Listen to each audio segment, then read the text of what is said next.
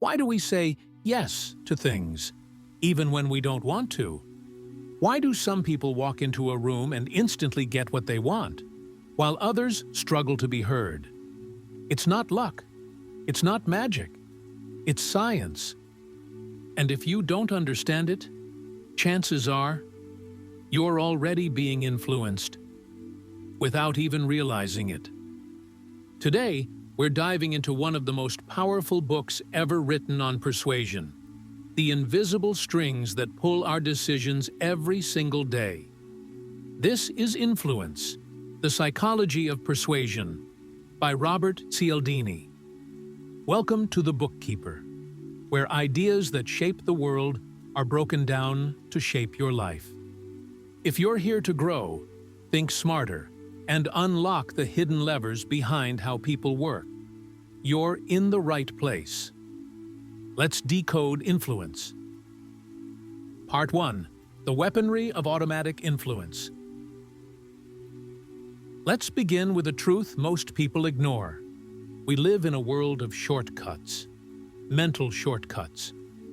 We can't evaluate every decision consciously, so we rely on quick triggers like expensive equals better, popular equals good, authority equals trustworthy. These automatic responses help us survive complexity, but they also make us vulnerable to manipulation. Cialdini calls these click-whir responses. Someone presses a trigger, and we act, almost without thinking. Marketers, salespeople, con artists, they all exploit this. Not by force, but by flipping the right psychological switches.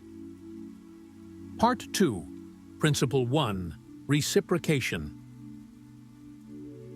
Here's a fact wired deep into our psychology. When someone gives us something, we feel compelled to give back. This is reciprocity. It's how waiters boost tips with a free mint, how charities send you free address labels, how a free sample leads to a full-price purchase. We're programmed to not feel like a freeloader. Cialdini gives the example of a man who doubled his donation rates by giving away small trinkets first. People didn't want the gift, but they felt obligated to give something back. The power of reciprocity lies in its ability to create unequal exchanges. A small gift can trigger a much bigger return. And here's the kicker. Even if you didn't ask for the gift, you'll still feel the pull to reciprocate. Part 3. Principle 2. Commitment and consistency. We all want to be seen as consistent. If we say we believe something, we act in ways that match that belief. So once someone gets us to commit, even to something small, we're more likely to follow through with bigger things. This is why good salespeople don't try to close immediately. They start with micro-commitments. Can I ask you a quick question? Would you agree that saving money is important? These are mental yeses, and they build toward a final decision. In one experiment, researchers asked people to put a giant, ugly sign on their lawn. Most said no. But when they'd first been asked to put up a tiny sticker supporting the same cause, 76% later said yes to the big sign. It's called the foot-in-the-door technique. Get a small yes, then build on it. This principle works because people want to be consistent not just with others, but with themselves. Part 4. Principle 3. Social proof. When in doubt, we look around. If lots of people are doing something, we assume it must be right. That's social proof. It's why laugh tracks exist on sitcoms, why long lines outside restaurants attract more customers, why testimonials are marketing gold. Cialdini tells the story of pluralistic ignorance, where everyone is waiting for someone else to act. In emergencies, people freeze because no one else is reacting. But once one person moves, others follow. The illusion breaks. Action begins. We're social creatures. We don't want to be wrong, so we look for group consensus before we move. The takeaway? If you want people to act, show them others already are. Part 5. Principle 4. Liking. We say yes more easily to people we like. That sounds obvious, but the science behind it is sneaky. We like people who are similar to us, who give us compliments, who are physically attractive, who make us feel good. Ever notice how car salesmen always have a cousin from your hometown? Or why influencers are more effective than celebrities now? It's because liking creates trust, and trust opens wallets. Cialdini even notes that in legal cases, attractive defendants are more likely to be acquitted. It's irrational, but it's real. The more you're liked, the more you're believed, and the more persuasive your message becomes. Part 6. Principle 5. Authority. We are trained from birth to obey authority.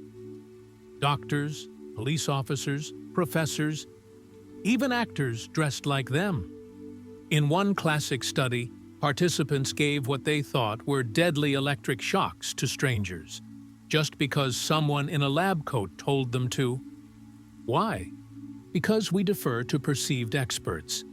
This is why marketers use white lab coats, why people trust financial gurus, and why job titles carry influence. The scary part? We follow authority even when logic says we shouldn't. The badge overrides the brain. But there's a flip side. You can become more persuasive simply by appearing more authoritative. It's not manipulation. It's human nature. Part 7. Principle 6. Scarcity. What's rare is valuable. We want what we can't have, or what we might lose. This is why sales are ending tonight. Products have only 2 left in stock. Invitations are limited access only.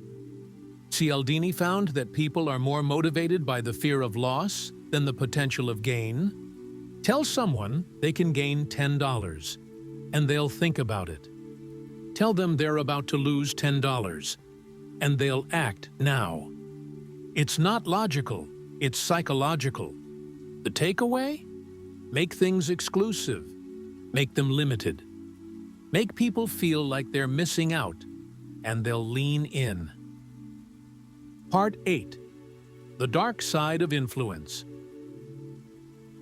Now, let's pause. Everything we've covered so far is powerful. But like any power, persuasion has a dark side. These principles can be used to uplift or to exploit. Scammers, cult leaders, shady marketers, they all weaponize these triggers to override our logic and hijack our behavior. That's why Cialdini ends his book not just teaching you how to use influence, but how to protect yourself from it. Because if you don't recognize the game, you're being played. So the final and most powerful takeaway is this: learn the principles, not to manipulate others, but to become immune to manipulation yourself. Part 9. Defending yourself against unwanted persuasion. How do you defend yourself? First, recognize the trigger.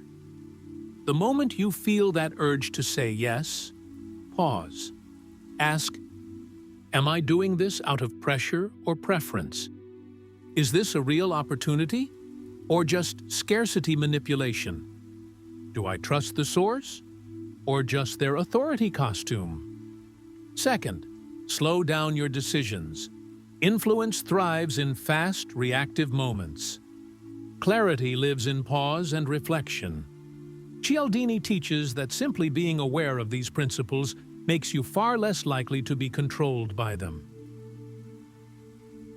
Part 10. Final takeaways: the science of saying yes. Let's recap the 6 keys to influence. Reciprocation. Give first, receive more. Commitment and consistency. Small yeses lead to big ones. Social proof. People follow people. Likeable people are more persuasive. Authority, we obey those we see as experts. Scarcity. Less equals more. Whether you're a business owner, teacher, parent, or leader, these principles are already shaping your world. The question is, will you use them or be used by them? If this breakdown helped open your eyes, imagine what it could do if you mastered these principles. Here at the Bookkeeper, we're not just decoding books. We're unlocking tools to think smarter, live sharper, and lead better. Thanks for listening. And remember, understanding influence isn't about control. It's about clarity. See you in the next one.